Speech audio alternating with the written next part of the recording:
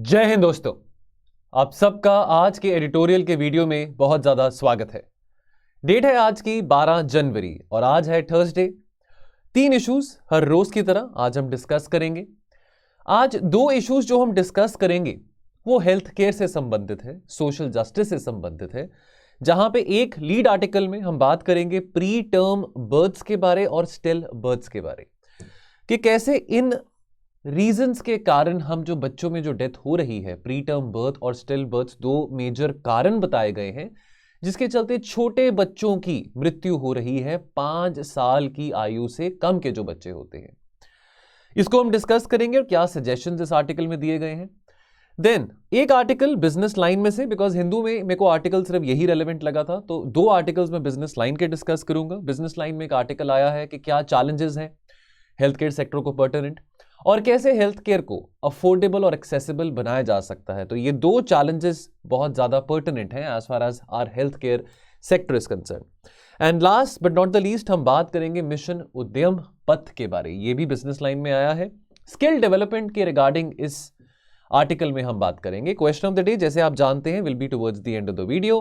Before I proceed further, I must let you know that दोस्तों हमारा prelims का live crash course 28 नवंबर से शुरू हो चुका था, जो कि 30 अप्रैल 2023 तक वैलिड रहेगा। लाइव क्रैश कोर्स है जहां पे Monday to Saturday 11 AM to 1 PM daily 2 घंटे की क्लास आपके साथ शेयर करी जाएगी।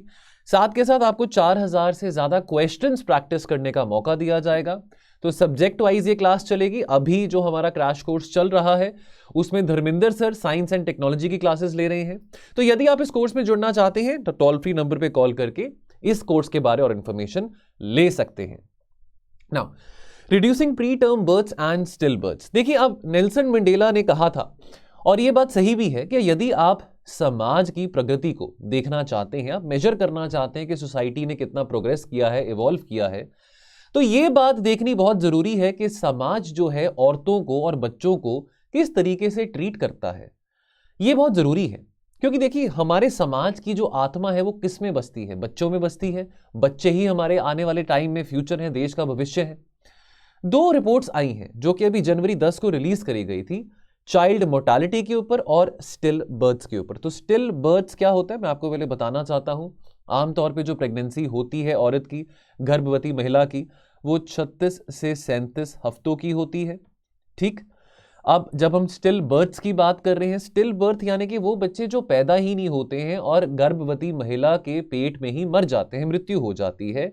यानी कि ये जो मृत्यु हो सकती है बच्चों की 22 हफ्ते, यानी कि जब महिला गर्भवती है 22वें हफ्ते से लेके 28वें हफ्ते तक, तो जो बच्चे इस टाइम पीरियड के बीच में जो मर जाते हैं, मृत्यु हो जाती है, उसको हम कहते हैं स्टिल बर्थ।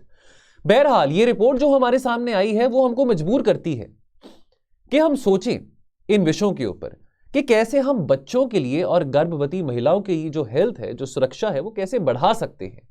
कैसे हम क्यों चाहेंगे? क्या हम चाहेंगे कि बच्चे पैदा होने से पहले मरे? क्या हम चाहेंगे कि बच्चे 5 साल की आयु से कम मरे? क्या हम चाहेंगे कि बच्चे 1 साल की उम्र से कम में मरे? क्या हम ये चाहेंगे कि बच्चे पैदा होते सार ही 4 हफ्तों में मरे? हम नहीं चाहेंगे, क्योंकि बच्चे जो है वो देश का भविष्य है। उनमें इन्वेस्ट करना, गर्भवती महिलाओं में इन्वेस्ट करना हमारे लिए प्रायोरिटी होनी चाहिए। तो health and survival of every child, that should be our priority. अब यहां पे ये रिपोर्ट जो है levels and trends in child mortality, तो ये रिपोर्ट को रिलीज किसने किया था? प्रीलिम्स में आपको कई बार ऐसे सवाल पूछे जाते हैं रिपोर्ट्स के बारे। आपको ये पता हो कि यूएन की इंटर एजेंसी ग्रुप है फॉर चाइल्ड मोर्टालिटी एस्टिमेशन, उसके द्वारा ये रिपोर्ट रिलीज करी गई है। ये रिपोर्ट बताती है कि विश्व भर में 50 लाख बच्चों की मौत होती है, मृत्यु होती है 5 साल से कम उम्र में, यानी कि वो अपना 5वां बर्थडे भी नहीं देख पाते हैं। तो 5 साल यानी कि 1 साल में 12 महीने होते हैं, 5 साल में 60 महीने हो गए, यानी कि 60 महीने से पहले, 5 साल की उम्र से पहले जब बच्चों की मौत हो जाए उसको हम अंडर 5 मोर्टालिटी कहते हैं। 50 लाख ऐसे बच्चे हैं जो मर चुके थे 2021 में। इसमें से यानी कि हाफ ऑफ दीज, यानी कि 27 लाख बच्चे ऐसे थे जो 5 साल की कम उम्र में थे, यानी कि 1 महीने से लेके 59 मंथ्स तक। जो बच्चा 5 साल का है यानी कि 60 महीने, यानी कि 60 महीने का होगा। और 23 लाख बच्चे ऐसे थे जो पैदा होते ही चौथे हफ्ते में, यानी कि with in the first 4 weeks of this babies life उनकी मृत्यु हो गई, जिसको हम न्यूनेटल डेथ कहते हैं, first month of the life. अब हमारे भारत की हम शेयर की बात करें तो भारत का भी जो आंकड़ा है यहां पे काफी चिंताजनक है। भारत का जो शेयर है चाइल्ड मोर्टालिटीज में लाखों में है, यानी कि लगभग 7 लाख से ज्यादा अंडर 5 डेथ्स हुई हैं, 5 या लगभग 6 लाख के आसपास इन्फेंट डेथ्स हुई हैं, यानी कि death before the first birthday, ठीक है, यानी कि 11 महीने यानी कि 12 महीने से पहले पहले, और लगभग 4.5 लाख नियोनेटल डेथ्स, यानी कि with in the first 4 weeks of the child birth. ये आपको बात पता हो, ठीक है। आपको अंडर 5 मोर्टालिटी, इन्फेंट डेथ्स और नियोनेटल डेथ्स के बीच में डिफरेंस पता होना चाहिए। इसके अलावा सैंपल रजिस्ट्रेशन सिस्टम ने रिलीज करी थी रिपोर्ट सितंबर 2022 में, जहां पे इंटरस्टेट वेरिएशंस रिफ्लेक्ट करी गई थी चाइल्ड मोर्टालिटी इन इंडिया में। फॉर एग्जांपल, अगर हम 1000 लाइव बर्थ्स की बात करें तो जो infant mortality rate Madhya Pradesh में है वो 6 गुना ज्यादा है एज कंपेयर टू केरला। आपको यह भी बताना चाहूंगा, जो हमारी सदर्न स्टेट्स हैं, सदर्न स्टेट्स में जो डेमोग्राफिक डिविडेंड है that is now becoming skewed more towards the ageing population. और अगर हम अपने नॉर्दर्न स्टेट्स की बात करें, हिंदी हार्टलैंड की बात करें, वहां पे युवा पॉपुलेशन बहुत ज्यादा है, तो demographic dividend in favour of the youth is in the Hindi heartland states. So this becomes a concern for much of the Hindi heartland states, जहां पे इन्फेंट मोर्टालिटी रेशो बहुत ज्यादा है। उसके बाद हम बात करते हैं प्री टर्म बर्थ्स की। देखिए, आमतौर पे जो गर्भवती महिला होती है 36 से 37 हफ्ते तक वो अपने पेट में बच्चा रखते हैं, लेकिन प्री टर्म बर्थ्स ये आज के टाइम पे बहुत कॉमन हो रहा है, यानी कि प्री मैच्योर बर्थ्स की हम बात करें 36-37 हफ्ते से पहले बच्चे का जन्म हो रहा है। तो क्या ये गर्भवती महिला और बच्चे के लिए अच्छी बात है? रिपोर्ट ये बताती है कि ये खतरे से कम नहीं है, ये बहुत बड़ा चैलेंज है, बिकॉज जो प्री टर्म बेबीज हैं they are 2 to 4 times at higher risk of death after birth in comparison to those born after 37 weeks of gestation. Globally आंकड़े क्या बताते हैं? हर 10 बर्थ में से एक ऐसा बर्थ प्री टर्म जरूर होता है, यानी कि अगर 10 बच्चों का जन्म 37 हफ्तों के बाद हो रहा है तो एक बच्चे का जो जन्म है वो 37 हफ्तों से पहले होगा। लेकिन भारत में क्या आंकड़ा बताता है? भारत में लगभग 7 बच्चे जो पैदा हो रहे हैं आउट ऑफ 10 वो 37 हफ्ते से पहले पैदा हो रहे हैं। तो निग्लेक्टेड चैलेंजेस की बात आती है, तो क्या चीजें हम निग्लेक्ट कर रहे हैं, इग्नोर कर रहे हैं? हमारा भारत के पास बहुत ज्यादा बर्डन है प्री टर्म बर्थ्स का, विच मींस जो न्यू बॉर्न्स हैं, जो बच्चे पैदा हो रहे हैं हमारे देश में, उनके ऊपर खतरा बहुत है, they are at greater risk of complication. Studies और रिपोर्ट्स ये बताती हैं कि जो प्री टर्म बर्थ्स हैं, ठीक है, pre term births contribute to 1 in every 6 under 5 child mortality, लेकिन ये प्रिवेंटेबल भी है, यानी कि यहां पे आंकड़ा ये भी बताता है। तो देखिए दोस्तों, ये फैक्चुअल चीजों को यदि आप याद रख सकें, आप अभी नोट भी कर लीजिए इसको। जैसे कि मैं ये तो नहीं कहता हूं कि एडिटोरियल में लाइन टू लाइन हर एक चीज आपने नोट करनी है।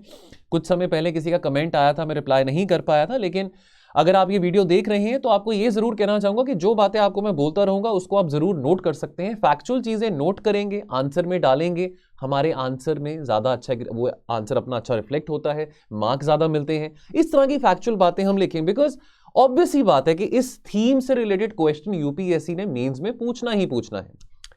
तो 3 out of every 4 deaths due to pre term related complication ये प्रिवेंटेबल है, यानी कि इनको कंट्रोल किया जा सकता है। फिर स्टिल बर्थ्स की बात करें, यानी कि वो बच्चा जो कभी भी मर सकता है जब एक महिला, जो गर्भवती महिला है, बिटवीन 22 वीक्स टू 28 वीक्स, ठीक है, यानी कि वो जन्म ही नहीं लेते हैं। ग्लोबली लगभग 20 लाख ऐसे बच्चे हैं जो कि गर्भवती महिला के पेट में ही मर जाते हैं। 2021 में आंकड़े क्या बताते हैं? जो estimated number of still births था इंडिया में वो कितना था? लगभग 3 लाख के आसपास। और अगर ये आंकड़ा देखें, ये यानी कि ये बच्चे पैदा ही नहीं हुए, गर्भवती महिला के पेट में मर गए थे, ये आंकड़ा बहुत ज्यादा है as compare to those children, यानी कि वो बच्चे जो कि 5 साल से कम उम्र की आयु में मर चुके थे। तो अगेन इस आर्टिकल में आंकड़े बहुत हैं, ठीक है, फैक्चुअल चीजें बहुत हैं। फैक्चुअल चीजें जब किसी आर्टिकल में हम पढ़ें उसको जरूर नोट करें, बिकॉज फैक्चुअल चीजें आंसर में लिखने से, डालने से हमको ज्यादा मार्क्स मिल सकते हैं। तो क्या कारण हो सकता है प्री टर्म बर्थ्स का और स्टिल बर्थ्स का, जो कॉम्प्लिकेशंस होती हैं, जो बच्चे मर रहे हैं इन दोनों रीजंस के कारण? वो ये है कि ज्यादा अटेंशन पॉलिसी मेकर्स के द्वारा इन दोनों फैक्टर्स पे नहीं दिया जा रहा, बिकॉज हमारे पास डेटा, सफिशिएंट डेटा नहीं है कि कितने बच्चे हैं जो pre term birth related complication से मर रहे हैं या स्टिल बर्थ रिलेटेड जो डेथ्स हो रही हैं। ठीक है, ओवर डेकेड्स बहुत सारे देशों ने इस चीज को, इस मैकेनिज्म को, चाइल्ड मोर्टालिटी ट्रैकिंग मैकेनिज्म को स्ट्रेंथन करा है, लेकिन फिर भी ग्लोबली बहुत सारे देशों में जो डेटा है स्टिल बर्थ और प्री टर्म बर्थ्स को लेके वो अभी भी बहुत कम है। इनफैक्ट ग्लोबल लेवल पे पहली ऐसी रिपोर्ट स्टिल बर्थ्स को लेके अक्टूबर 2020 में, यानी कि लगभग 2 साल पहले ही करी गई थी। तो कैसे हम रिड्यूस कर सकते हैं still births and pre term births related deaths को? पहली बात तो है कि फैमिली प्लानिंग सर्विसेज को हम थोड़ा इंक्रीज कर सकते हैं, अवेयरनेस बढ़ा सकते हैं, एक्सेसिबिलिटी जो है फैमिली प्लानिंग सर्विसेज की उसको बढ़ा सकते हैं। उसके बाद हम बात करें एंटी पार्टम सर्विसेज की, such as health and nutrition. Antepartum services यानी कि गर्भवती महिला को ऐसी सेवाएं प्रोवाइड करना प्रेगनेंसी से पहले, ठीक है, चाहे उनकी न्यूट्रिशन का सवाल हो, चाहे वो हम न्यूट्रिशियस फूड की बात करें, पौष्टिकता की बात करें, आयरन फॉलिक एसिड की बात करें, ये चीजें बहुत जरूरी है महिला और उसके बच्चे की सेहत के लिए। और क्यों जरूरी है हेल्दी डाइट, क्यों जरूरी है ऑप्टिमल न्यूट्रिशन, इस बात की काउंसलिंग प्रोवाइड करना भी महिला को बहुत ज्यादा जरूरी है। और उसके अलावा और भी ऐसे फैक्टर्स, और भी ऐसे रिस्क हो सकते हैं महिला को, हो सकता है उनको डायबिटीज हो। आज के टाइम पे शहरी लोगों को नहीं, लेकिन रूरल एरियाज में भी औरतों को डायबिटीज और हाइपरटेंशन और ओबेसिटी की प्रॉब्लम है, जिसका जो प्रभाव है उनकी प्रेगनेंसी पे हो सकता है और ऑब्वियसली इसका प्रभाव उनके बच्चों की सेहत पे भी हो सकता है। तो इन चैलेंजेस को कैसे एड्रेस किया जा सकता है? ठीक है, जो औरतें, जो महिलाएं हाई रिस्क पे हैं तो उनकी सहायता करना, लेकिन अगेन हमको डेटा चाहिए इस सब चीज का। पैंडेमिक आया, पैंडेमिक के चलते हमने काफी रैम्पेंटली अपनी डेटा मॉनिटरिंग एक्सरसाइज को बढ़ाया, है ना। तो अब कहीं ना कहीं उस पूरे मैकेनिज्म को, उस पूरे सर्विलेंस मैकेनिज्म को हम यहां पे भी इस्तेमाल कर सकते हैं। डेटा बहुत ज्यादा जरूरी है। तो यहां पे बात करी गई है मैटरनल एंड पेरीनेटल डेथ्स के बारे। तो ये सर्विलेंस गाइडलाइन जो है इसको इफेक्टिवली इंप्लीमेंट करना बहुत जरूरी है। अब पेरीनेटल डेथ्स के बारे आपको बताऊं, लेमैन टर्म में हम समझें। एक महिला, गर्भवती महिला, जो हेल्दी गर्भवती महिला है, जो हेल्दी प्रेगनेंसी मानी जाती है, 37 हफ्ते के बाद मानी जाती है। लेकिन पेरीनेटल डेथ का मतलब क्या है? यानी कि बच्चे की मृत्यु 28वें हफ्ते से लेके, ये वर्ल्ड हेल्थ ऑर्गेनाइजेशन की परिभाषा के हिसाब से है, बच्चे की जो डेथ है, जब गर्भवती महिला के पेट में 28वें हफ्ते में बच्चे की मृत्यु हो जाए, या बच्चा पैदा हुआ है लेकिन with in the first 7 days of the child birth बच्चे की मृत्यु हो जाती है, यानी कि 28वें हफ्ते से लेके कह सकते हैं 38वें हफ्ते तक। तो ये पेरीनेटल डेथ की बात आती है। ठीक है, तो हमको, भारत को बहुत जरूरी है कि हम डेटा मैकेनिज्म को थोड़ा स्ट्रेंथन करें और आइडेंटिफाई करें ऐसे हॉटस्पॉट क्लस्टर्स जहां पे जो महिला है, जहां पे इस तरह की प्रॉब्लम्स महिलाओं को भी आ रही हैं और जहां पे ऐसे बच्चे बहुत ज्यादा संख्या में मारे जा रहे हैं, मरे जा रहे हैं। पॉलिसी सॉल्यूशंस, तो अगेन स्टिल बर्थ और प्री टर्म बर्थ जो है, they are highly sensitive tracer indicators of the quality of maternal and child health services. In fact national health policy 2017 में भारत सरकार ने यह विजन रखा था कि 2.5% ऑफ द जीडीपी हम हेल्थ सेक्टर में इन्वेस्ट करेंगे। पैंडेमिक आया, pandemic was a wake up call for our health sector, specially the primary health sector. लेकिन अगर हम कंजर्वेटिव एस्टिमेट्स के हिसाब से भी चलें, हम कितना खर्चा कर रहे हैं as a proportionate of our GDP towards the health sector, that is less than 1.5%। तो why India's health system needs government funding? Because बच्चे जो हैं वो मर रहे हैं इस तरह की बीमारियों से, इस तरह के कॉजेस से, जो कि प्रिवेंट किए जा सकते हैं। ठीक है, प्रेग्नेंट वुमेन, यानी कि रिवर्सिबल है, इरिवर्सिबल नहीं है। प्रेग्नेंट गर्भवती महिला को अच्छी प्रॉपर्टी क्वालिटी केयर नहीं मिल रही है, अच्छी क्वालिटी केयर नहीं मिल रही है। ठीक है, अब ज्यादातर जो बच्चों की मृत्यु हो रही है, चाहे वो न्यूनेटल डेथ्स हो, इन्फेंट डेथ्स हो, ये ज्यादातर गरीब परिवारों में ये समस्या ज्यादा आ रही है। बहुत कम देखने को मिलता है कि जो लोग वेल ऑफ हैं, अपर मिडिल क्लास फैमिलीज में ऐसी प्रॉब्लम है। तो that is exposing the inequities in the health outcomes as well. Primary health care system बहुत ज्यादा अंडरफंडेड है। ऐसे छोटे मोटे चेंजेस करने से, कॉस्मेटिक चेंजेस करने से हम अपने हेल्थ केयर सेक्टर को रिवैम्प नहीं कर सकते हैं। सब्सटैंशियल चेंजेस लेके आने बहुत ज्यादा जरूरी है। फिर अगेन एक और आर्टिकल, ये भी हेल्थ केयर से ही हम बात करेंगे। बिजनेस लाइन में आया था, how to make health care affordable and accessible. ना अब नया साल आया है तो नया साल नए उमंगों के साथ आया है। पिछले साल में काफ़ी चुनौतियां रही थी, काफ़ी चैलेंजेस रहे थे, अब काफ़ी अपॉर्चुनिटीज़ भी हैं इस साल में। चलो अब बहुत सारी बातें हुई, चलो एक बात का हम शुक्र मनाते हैं कि कोविड का कोई बहुत मैसिव वेव 2022 में नहीं आया था, लिविंग अपार्ट जो ओमिक्रॉन का वेव आया था जनवरी फरवरी में, उसके अलावा कोविड काफ़ी हद तक कंटेन हो चुका था। लेकिन अब ये नए साल की शुरुआत हुई है, कोविड के केसेस चाइना में आ रहे हैं। उसके अलावा रशिया यूक्रेन की लड़ाई के चलते बहुत सारे देश हैं जो कि आर्थिक कठिनाइयों से जूझ रहे हैं, महंगाई की प्रॉब्लम बहुत ज़्यादा है, रिसेशन की प्रॉब्लम बहुत ज़्यादा है। अभी तक तो हम कहते हैं कि भारत की जो इकोनॉमी है, अर्थव्यवस्था है, वो एक स्वीट स्पॉट में है। लेकिन हमको ये पता है कि जब महंगाई बहुत ज़्यादा होती है, जब रिसेशनरी ट्रेंड्स दुनिया भर में आ रहे होते हैं, तो भारत में गरीब के पेट पे लात पड़ती है। और गरीब के पेट पे जब लात पड़ती है तो डेफिनेटली अगर उसको कोई हेल्थ रिलेटेड इश्यूज आते हैं, कोई चैलेंजेस आते हैं, उसको उतना ही ज़्यादा खर्चा करना पड़ता है अस्पताल में जाने के लिए। तो महंगाई के टाइम पे कैसे भारत सरकार कोशिश कर सकती है कि गरीब के पेट पे लात ना पड़े, आउट ऑफ पॉकेट एक्सपेंडिचर गरीब का कम। अब काफ़ी सारी योजनाएं हैं भारत सरकार फ्रॉम टाइम टू टाइम निकालती रहती है as far as protecting the health of its citizens is concern. Now अब अगर हम पीछे मुड़ के देखें, हमारी जो लड़ाई थी कोविड के खिलाफ, उसको बहुत सराहा गया है दुनिया भर में। कभी सोचा नहीं था कि इतनी सारी डोजेस, 200 करोड़ से ज़्यादा डोजेस हम दे चुके हैं। Hats off to the workers, to the health care workers, to the doctors, जिन्होंने 200 करोड़ से ज़्यादा डोजेस दी हैं। पहली डोज हो, सेकेंड डोज हो, बूस्टर डोज हो। याद होगा अप्रैल 2021 में भारत सरकार को कितना क्रिटिसाइज करा जा रहा था।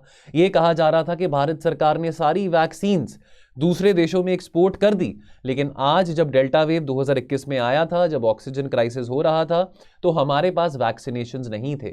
लोग पहले बहुत हिचकिचा रहे थे वैक्सीनेट करने के लिए। लोगों को लगता था कि अगर हमको टीका लगेगा पता नहीं हम कौन से कोई जानवर बन जाएंगे, हमको पता नहीं क्या होगा, इम्यूनिटी वीक हो जाएगी। लेकिन श्रेय देना पड़ेगा, क्रेडिट देना पड़ेगा हमारे हेल्थ केयर वर्कर्स को, भारत की इस रणनीति को, इस पॉलिसी को, जहां पे हमने बहुत ही तेजी से लोगों को वैक्सीनेट करा और बहुत कम समय में। यहां पे एक सेंट्रल बात इस आर्टिकल में आई है, वो है पब्लिक प्राइवेट पार्टिसिपेशन के बारे। पब्लिक प्राइवेट पार्टिसिपेशन के बारे इंफ्रास्ट्रक्चर सेक्टर में भी हम पढ़ते हैं। PPP is the way forward in the healthcare sector also. Now you might say कि सर ऐसा है कि प्राइवेट सेक्टर हेल्थ केयर बहुत महंगी पड़ती है। उस विषय को लेके हम काफ़ी सारे आर्टिकल्स इन द पास्ट हम डिस्कस कर चुके हैं कि प्राइवेट हेल्थ केयर जो है वो गरीब का खर्चा और बढ़ाता है, घटाता नहीं है। इस आर्टिकल में लेकिन प्राइवेट हेल्थ केयर की बात नहीं करी है, बात करी है कि कैसे प्राइवेट सेक्टर पब्लिक सेक्टर के साथ कॉम्प्लीमेंट करके हेल्थ केयर को अफोर्डेबल और एक्सेसिबल बना सकता है, जो कि बहुत बड़ी चुनौती है, जो कि बहुत बड़ा चैलेंज है अफोर्डेबिलिटी हेल्थ केयर का और एक्सेसिबल हेल्थ केयर का भारत में लोगों को। ठीक है, स्पेशली जो अंडर सर्व्ड कम्युनिटीज हैं। तो इसके लिए पब्लिक प्राइवेट पार्टनरशिप्स को यहां पे एक वे फॉरवर्ड माना गया है। और चाहे वो डायग्नोस्टिक्स की बात हो, चाहे वो टेक्नोलॉजी की बात हो, लाइफ सेविंग ट्रीटमेंट्स हो, ऐसे हाई एंड मेडिकल इक्विपमेंट्स हो, public private participation is the way forward. In fact अगर हम एवोल्यूशन की बात करें, जब से हमने लिबरलाइजेशन, प्राइवेटाइजेशन को एम्ब्रेस करा है पिछले 30 सालों में, तो public private participation health care sector में भी काफी उभर के हमारे सामने आया है। ठीक है, policy support over the years insured कि जो पब्लिक प्राइवेट पार्टिसिपेशन है ये हमारा मेन पिलर बनेगा। इनफैक्ट बहुत इंटीग्रल पार्ट है भारत के नेशनल हेल्थ मिशन का। कोविड के समय में भी हमने देखा प्राइवेट सेक्टर ने पब्लिक सेक्टर का हाथ मिला के, चाहे वो मेडिकल ऑक्सीजन प्रोवाइड करना हो, चाहे वो पोर्टेबल कॉन्सेंट्रेटर्स हो, चाहे वो दवाइयां हो, इस तरह की तमाम पब्लिक हेल्थ फैसिलिटीज लोगों को प्रोवाइड करने में, उपलब्ध करवाने में प्राइवेट सेक्टर का भी बहुत इंपॉर्टेंट योगदान रहा था। अगेन यहां पे एक बात आती है जो पिछले आर्टिकल में हमने करी थी। भारत सरकार का यहां पे एम है कि हम लगभग 2.5% of the GDP health care पे स्पेंड करना चाहते हैं, लेकिन आंकड़े ये बताते हैं, अब पिछले आर्टिकल में हमने 1.5% पढ़ा था, यहां पे 1.9% है। ये बहुत कम है अगर हम कंपेयर करें विकसित देशों के साथ। विकसित देश लगभग 9% of the GDP health care में इन्वेस्ट करते हैं। अब इतना भारत सरकार तो नहीं कर सकता, भारत सरकार के पास रिसोर्सेज भी स्कार्सिटी में है।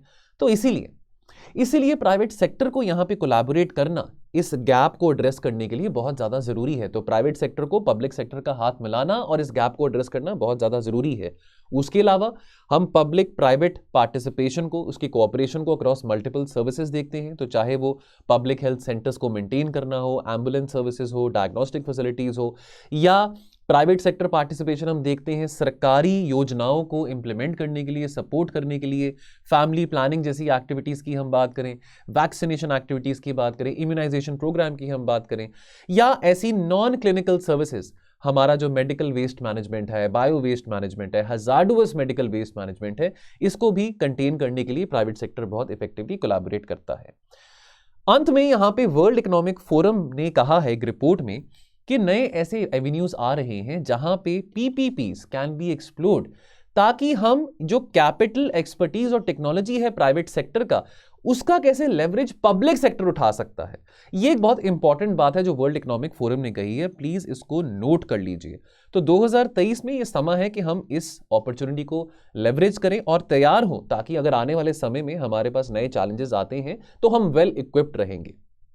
Last article, a case for उद्यम पथ, छोटा सा आर्टिकल है। देखिए अब हम अग्निपथ स्कीम की बात करते हैं। बहुत डिबेट चला कि ये क्या बात बनी कि आप 22-23 साल के नौजवान बच्चे को बोले कि भाई आपने 4 साल आर्मी में काट दिए, अब आप रिटायर हो जाएं। 22-23 साल में रिटायरमेंट थोड़ी होती है। लेकिन चलो, बहरहाल अग्निपथ को लेकर कंट्रोवर्सी चली। इस आर्टिकल में अग्निपथ स्कीम की कंट्रोवर्सी को हम डिस्कस नहीं कर रहे हैं, लेकिन कभी सोचा है कि क्या कुछ ऐसी एम्प्लॉयमेंट स्कीम हम अपने पब्लिक सेक्टर अंडरटेकिंग्स के लिए भी लेके आ सके। आंकड़े बताते हैं कि जो संख्या है नौजवानों की, बच्चों की पब्लिक सेक्टर अंडरटेकिंग्स में, वो कम हो रही है। बच्चे ज्यादा पीएसयूज में नहीं आ रहे हैं। अब पीएसयूज में आने के लिए, काम करने के लिए डेफिनेटली आपको कॉम्पिटिटिव एग्जाम्स भी देने पड़ते हैं। एक बात मैं और बताना चाहूंगा कि आपको पता होगा कि चाइना की जो इकोनॉमिक ग्रोथ है, तो चाइना में कोई बहुत बड़े बड़े प्राइवेट प्लेयर्स के कारण इकोनॉमिक ग्रोथ नहीं हमने देखी पिछले 30 सालों में। चाइना का इकोनॉमिक मिरेकल, चाइना की economic growth has been led by the public sector enterprises of China. Now अब इन पब्लिक सेक्टर एंटरप्राइजेस में अब हमारे पास एक यूथफुल डेमोग्राफिक डिविडेंड है, तो डेफिनेटली ये जो नौजवान बच्चे हैं यहाँ पे काम करेंगे तो ही हमारी मैन्युफैक्चरिंग जो फैसिलिटी है वो भी बढ़ेगी, तो ही हमारी अर्थव्यवस्था की जो सिचुएशन है वो और ज्यादा बेहतर होगी, इंप्रूव करेगी। तो ऐसी कोई स्कीम यहां पे लेके आना बहुत ज्यादा जरूरी है जो कि ओरिएंटेड हो as far as how we can increase training programs of these youngsters, of college pass outs, जो आईटीआईज में जो बच्चे पढ़ाई कर रहे हैं, कैसे वो पीएसयूज ज्वाइन करके 2-3 साल काम करके ट्रेनिंग ले सकते हैं और बाद में, उसके बाद चाहे वो प्राइवेट सेक्टर में काम करना चाहे, चाहे वो पीएसयूज में ही काम करना चाहे, या चाहे वो अपना खुद का कोई बिजनेस शुरू करना चाहे, रोजगार बढ़ाने के अवसर हमको यहां पे तलाश करने हैं। All India survey for higher education का डेटा ये कहता है, ये 2019-20 की रिपोर्ट है, कि लगभग 3800 डिप्लोमा लेवल टेक्निकल इंस्टीट्यूट्स हैं, जैसे हम पॉलिटेक्निक्स की बात करते हैं, जहां पे बहुत सारे जो छात्र हैं वो इंजीनियरिंग और टेक्नोलॉजी की पढ़ाई करते हैं। अब आपको ये भी बताना चाहूंगा कि लगभग 15,000 आईटीआई सेंटर्स हैं एज ऑन जनवरी 1, 2021, और इनको कौन रन कर रहा है? They are being run under the directorate general of training, जो कि ministry of skill development and entrepreneurship के अंडर आती है। उत्तर प्रदेश में सबसे ज्यादा वोकेशनल ट्रेनिंग सेंटर्स हैं, यानी कि 3200 से ज्यादा आईटीआईज जो है उत्तर प्रदेश में हैं। उसके बाद कर्नाटका, मध्य प्रदेश, राजस्थान में 1000 से ज्यादा आईटीआईज हैं। स्किल यूनिवर्सिटी स्थापित करने की बात भी हरियाणा और राजस्थान में करी गई है। स्किल डेवलपमेंट मिशन की हम बात करते हैं तो 2014 से हम make in India, skill in India की हम बात सुनते आ रहे हैं, लेकिन आंकड़े हमारे सामने कुछ और ही बताते हैं। आंकड़े ये कहते हैं कि उसके बावजूद भी स्किल इंडिया को लेकर हमने इतना एम्फोसिस किया है, लेकिन फिर भी 5 करोड़ से ज्यादा जो युवा हैं वो बेरोजगार हैं। अब आईटीआईज और बाकी जो स्किल डेवलपमेंट इंस्टीट्यूट थे, उनको एस्टैब्लिश करा गया था प्रधानमंत्री कौशल विकास योजना स्कीम के अंतर्गत। ये एक फ्लैगशिप इनिशिएटिव था under the MSDE implemented by the national skill development corporation, और इसमें लगभग 12,000 करोड़ का आउटले रखा गया था। ये एक स्किल डेवलपमेंट स्कीम थी जहां पे बच्चों को इंडस्ट्री स्पेसिफिक स्किल्स इम्बाइब करने का अवसर मिलेगा, मौका मिलेगा, और जो नौजवान लोग हैं, जो बच्चे हैं, कॉलेज पास आउट्स हैं, ITIs में से पढ़ाई करके आ रहे हैं, उनको अपना लाइवलीहुड रेस करने का मौका मिलेगा, चाहे वो नौकरी करें, चाहे वो अपना कोई खुद का बिजनेस शुरू करें। लाइफ यानी कि यहां पे बात आ रही है कि कैसे वो बेटर लाइवलीहुड अपॉर्चुनिटीज जनरेट कर सकते हैं स्किल डेवलपमेंट के चलते। याद रखें, मैन्युफैक्चरिंग सेक्टर में भी अगर हमने सिकंदर बनना है, नाम कमाना है, स्किल डेवलपमेंट पे बहुत हमको एम्फेसिस करना पड़ेगा। स्किल इंडिया कैंपेन का सपना था कि 30 करोड़ से ज्यादा लोगों को हमने स्किल करना है बाय 2022। अब आज तो 2023 आ चुका है, लेकिन आंकड़े कहते हैं कि 5 करोड़ से ज्यादा भारतीय हैं जो कि अभी भी बेरोजगार हैं, और इसमें से बहुत बड़ी संख्या औरतों की भी है। तो इसके लिए बहुत सारी स्कीम्स यहां पे निकाली गई थी, लेकिन आउटकम जो है वो अभी इतना सक्सेसफुल नहीं है। और इसीलिए यहां पे बात करी गई है कि बहुत जरूरी है सरकार के लिए, सरकार एक ऐसी स्कीम, जैसे सरकार ने स्कीम के बारे वैसे बात करी भी थी उद्यम पथ के बारे, जो कि एक शॉर्ट टर्म एम्प्लॉयमेंट स्कीम के तौर पे काम आ सकती है। ठीक उसी तरह अग्निपथ स्कीम की तरह अग्निपथ स्कीम आर्मी के काम आ रही है, तो कैसे ये शॉर्ट टर्म एम्प्लॉयमेंट स्कीम उद्यम पथ काम आ सकती है, ताकि जो स्कैर्सिटी है टेक्निकल मैन पावर की पब्लिक सेक्टर अंडरटेकिंग्स में, तो कैसे ये पब्लिक सेक्टर अंडरटेकिंग्स के लिए लाभदायक हो सकती है। तो ये विन विन सिचुएशन होगा पब्लिक सेक्टर अंडरटेकिंग के लिए भी और ऐसे नौजवानों के लिए भी जो कि ऐसे अवसर ढूंढ रहे हैं नौकरी के लिए, जो ऐसे अपॉर्चुनिटीज तलाश कर रहे हैं नौकरी के लिए भी, और या अपना खुद का बिजनेस सेटअप करने के लिए भी। तो यहाँ पे सुझाव दिया गया है कि चलो अगर वो भी 2-3 साल किसी पीएसयू में काम करें, उनको वहाँ पे बाकायदा उनको सैलरी मिले, जो भी उनको जैसे अग्निपथ स्कीम के हिसाब से जो यहाँ पे पैरेलल ड्रॉ करा गया है, और उसके बाद उनको एक ऐसा फंड मिले, लमसम एक अमाउंट मिले 2-3 साल नौकरी करने के बाद। उसके बाद वो चाहें तो प्राइवेट सेक्टर में जा सकते हैं, या चाहें जो उनको पैसा मिलेगा, जो कॉम्पनसेशन मिलेगा 3-4 साल काम करने के बाद, वो अपना खुद का बिजनेस शुरू कर सकते हैं। तो यहाँ पे बात करी गई है जो जैसे अग्निवीर है वो हमारी आर्मी के लिए, आर्म्ड सर्विसेज के लिए बहुत ज़्यादा लाभदायक है, तो उसी तरह से उद्यम वीर भी हमारी भारत की अर्थव्यवस्था को सपोर्ट कर सकते हैं, हमारे पीएसयूज को कंट्रीब्यूट कर सकते हैं इमेंसफुली। आज का सवाल क्या बनता है, what are the root cause और causes of so many child deaths happening in India, suggest the measures to reverse this pattern. 150 words में आंसर करना है। टेलीग्राम ग्रुप है editorials with means answer writing. ज्यादा बच्चे आंसर नहीं लिख रहे हैं, मैं रोज इस बात की गुजारिश करता रहता हूं। तो यदि आप सीरियस कैंडिडेट हैं, आंसर लिखना चाहते हैं, अभी फरवरी एंड तक अपनी आंसर राइटिंग प्रैक्टिस को कंटिन्यू करना चाहते हैं, बिकॉज आई नो कि चलो मई में प्रीलिम्स भी आता है, तो बहुत सारे बच्चे अभी से ही प्रीलिम्स की ही अभी तैयारी कर रहे होंगे।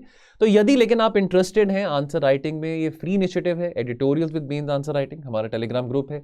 वीडियो देख रहे हैं तो अभी आप डिस्क्रिप्शन बॉक्स में जाएंगे, आपको लिंक दिखाई देगा, क्लिक करेंगे तो आपको हमारे टेलीग्राम चैनल के टुवर्ड्स रीडायरेक्ट किया जाएगा। कोशिश रहती है कि शाम को 6 बजे बेस्ट आंसर और मॉडल आंसर आपके साथ हम पिन कर सकें। मॉडल आंसर अभी कुछ 1-2 दिनों से हम पिन नहीं कर पा रहे हैं, तो जो अभी क्वेश्चंस आपके साथ हम शेयर कर रहे हैं, जो आज किया है, जो कल किया है, वो सारे के सारे मॉडल आंसर सैटरडे शाम को हम जरूर पिन कर देंगे। सो बाकी दोस्तों आज की चर्चा में इतना ही है, मिलेंगे कल और एनालिसिस के साथ। आप अपना ध्यान रखें और पढ़ते रहें। Thank you so much. जय हिंद।